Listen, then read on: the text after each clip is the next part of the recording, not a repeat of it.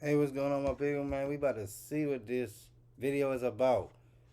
All right, let's see what's going Look on, at that y'all. person lingering around the outside. Give me y'all Hat on, opinions on mask this. over his face, and a long blonde wig. Prosecutors and police say that is 36-year-old Jameer Miller carrying out his alleged plan to abduct his ex-girlfriend nurse, Patrice Wilson. What? Miller knows where Wilson works. He knows when she gets off from work. He waits and hunts for her. There's Wilson as she's walking out to her car. Hey, bro. Just imagine some nigga y'all had fun with, ex-guy, and this man is standing outside your house, your job, waiting on you to see you, stalking you, with a blonde wig on. Boy, I don't care. Whatever state got self-defense, that should be straight self-defense when I come outside and I see it and I blow at you.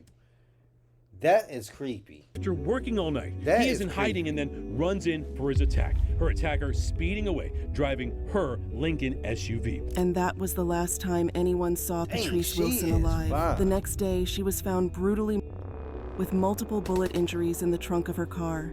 Another camera at a car wash in Inkster showing Miller getting out of her vehicle. This time, no hat, no blonde wig, no mask. He is taking her car through the wash, washing away evidence. Just 2 years earlier, her creepy ex-boyfriend had been stalking her like prey and had even attempted to break into her home one night.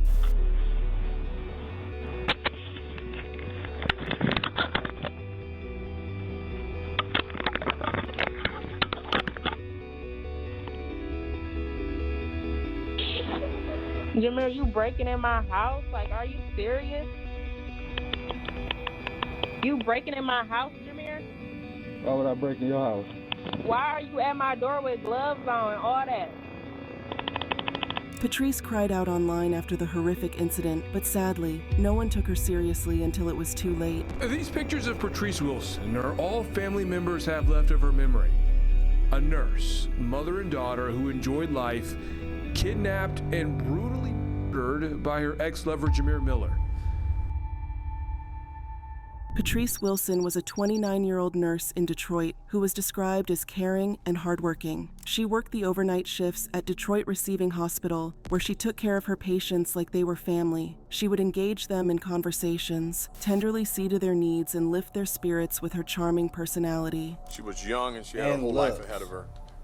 She was dedicated to Charming serving and helping personality others and as a looks. nurse Don't forget that, boy. and putting others before herself. Patrice was known for being reserved, focused on her career and her dedication to helping others. She was also a mother to her young son. It was, therefore, heartbreaking when she was found dead in the trunk of her vehicle on May Wow. 14th, 2023. That's She was wild. a very genuine person and very smart and intelligent, kind and loving and caring. It's just unbelievable that she's not here.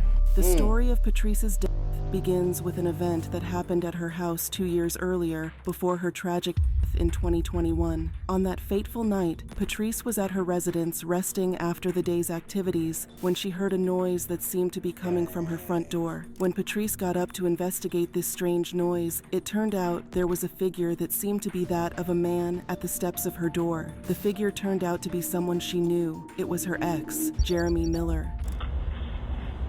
He couldn't even get over this guy.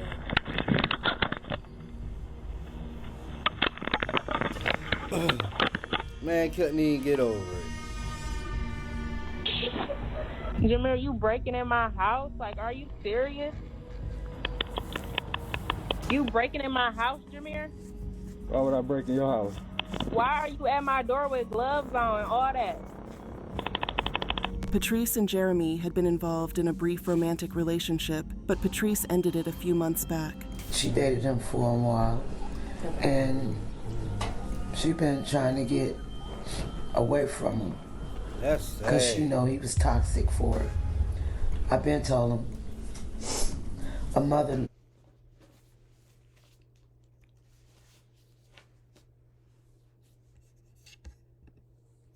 about the nose. Jeremy, however, a violent criminal with a lengthy history of crimes, Oh, would wow. continuously harass her over the years. He would leave unwanted gifts at her door, trying to get back her good grace, but Patrice rejected both him and his gifts. He would also constantly try to reach and contact her, but Patrice didn't want anything to do with him any longer, given his violent nature and past crimes, and Oh, she made damn. her stance clear to him. Patrice was therefore shocked that night to see Jeremy at her door at such an odd hour. What's more shocking was that he was attempting to break into her home. He was So, I hate when women do this type of crazy stuff because look, he did crazy stuff.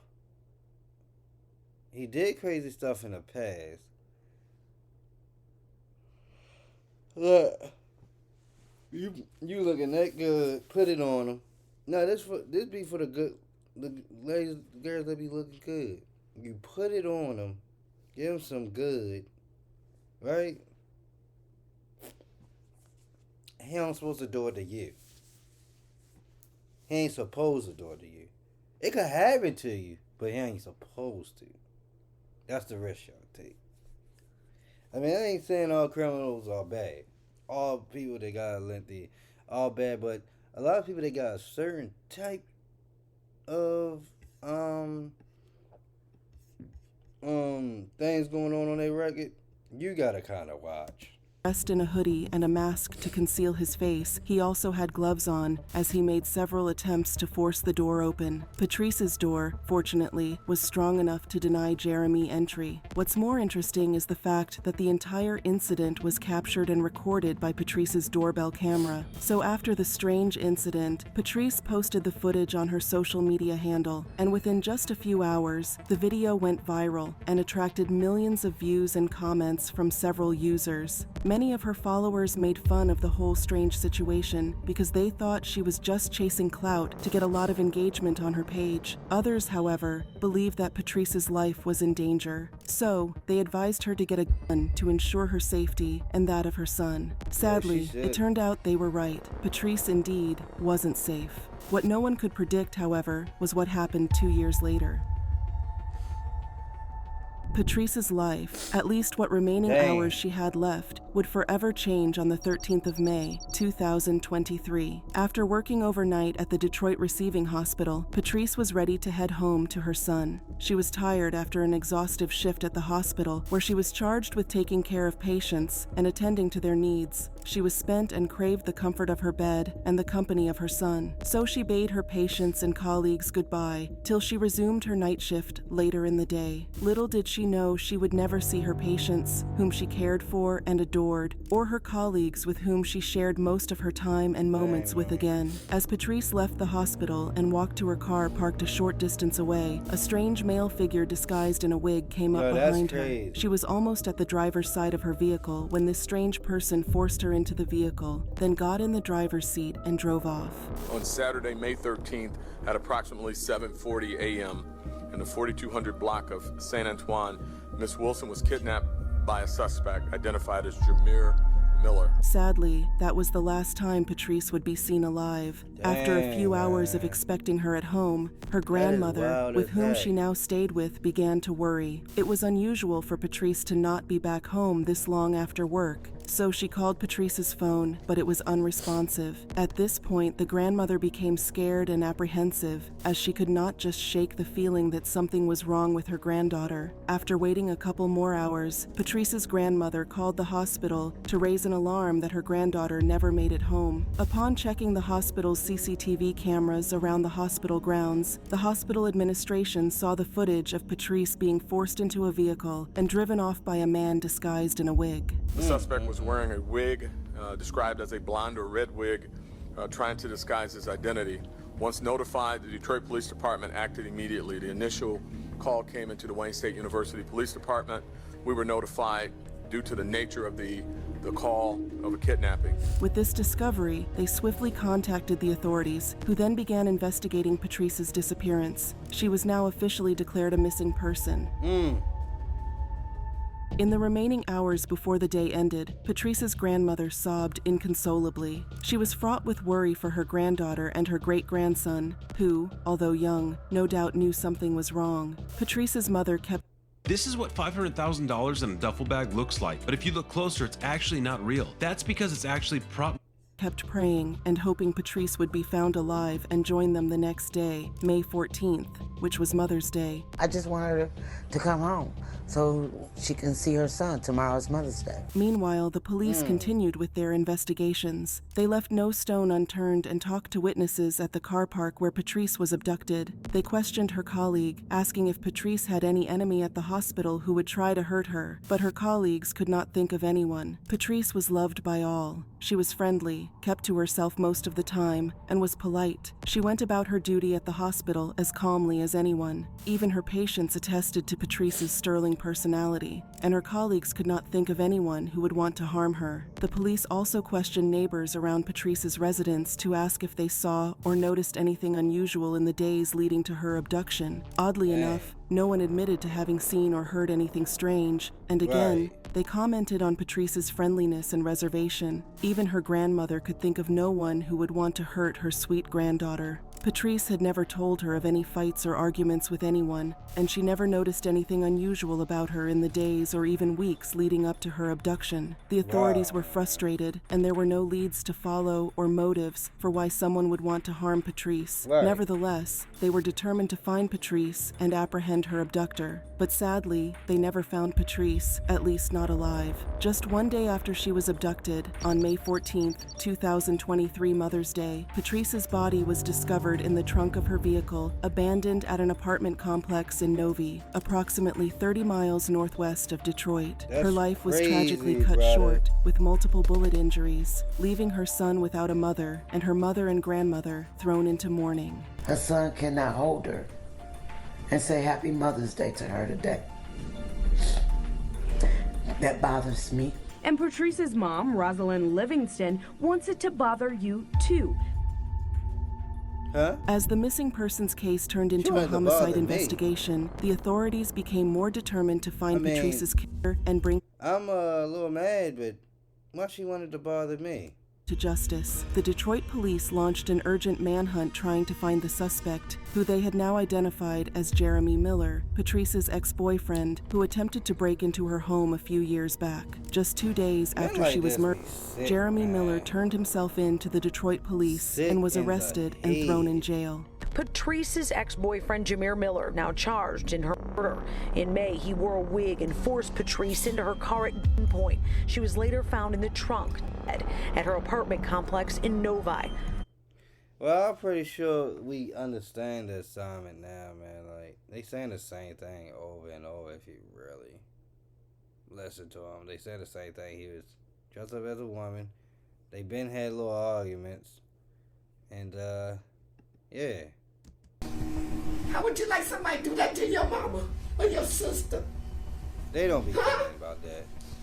You think they would like it? She then looked Jeremy straight in the eye and said if it were up to her, he would be sentenced to life in prison. I'm glad I never see you again. I wanted life. She felt sorry for it. It was left up to me. You'd have got life out of me. I wouldn't have been here to see it. Jeremy sat silently as the family took turns to pour out their hearts, and when the court gave him a chance to speak, he attempted to read from a letter he had prepared, but with his mouth covered with a mask, no one could barely hear him.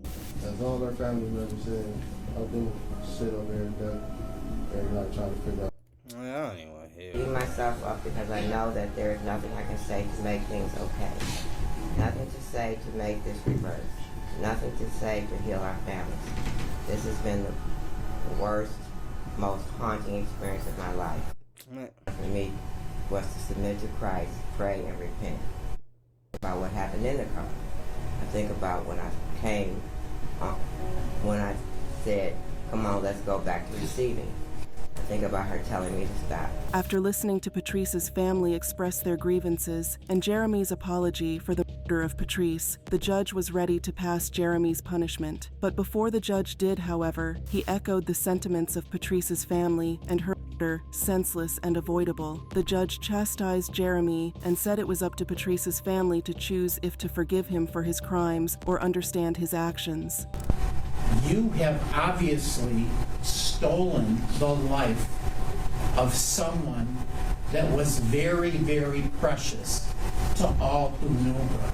The judge stated that a lot of people at the court would like to see Jeremy sentenced to a life-term sentence without the possibility of parole. However, the plea deal he took allowed the court to sentence him to just 35 to 60 years in prison. While Patrice's family was a little bit disappointed, they were relieved to see justice served for the murder of Patrice. While they mourned and grieved her, they took solace in the knowledge that Jeremy would spend the next 30 to 60 years of his life in prison, where he would not be able to harm innocent people like Patrice ever again. Sure. Boy, good. Good. Like she said, if it's up to me and that ain't my girl, I don't even know who she is. He'd have been riding in there. But like, all that, boy, he is one attached mother. Boy. Yeah, she looked good. She looked good. But like, she ain't the only good looking girl in the world, my friend. So, yeah, that was just sad, man. That was just sad.